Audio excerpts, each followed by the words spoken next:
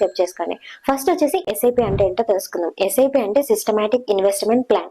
Mutual fund లో ఇది ఒక మెథడ్ ఆఫ్ ఇన్వెస్టింగ్ అనమాట. సో మనం ఇక్కడ ఒక ఫిక్స్డ్ అమౌంట్ తో ఒక పర్టికులర్ టైం ఇంటర్వెల్ అంటే మంత్లీ కానీ, వీక్లీ కానీ, క్వార్టర్లీ కానీ, సెమీ యాన్యువల్లీ కానీ, యాన్యువల్ బేసిస్ మీద మనం ఇన్వెస్ట్మెంట్ చేయొచ్చు అనమాట. చాలా మంది ఇన్వెస్ట్మెంట్ అంటే అట్ ఏ టైం మన దగ్గర 1 lakh రూపీస్ ఉండాలి, అప్పుడే మన ఇన్వెస్ట్మెంట్ లో ప్రాఫిట్స్ వస్తాయి అనుకుంటారు. ఇది నిజం కాదు. మనం ఎస్ఐపి లో 500 రూపీస్ దగ్గర నుంచి కూడా మన ఇన్వెస్ట్మెంట్ ని స్టార్ట్ చేయొచ్చు.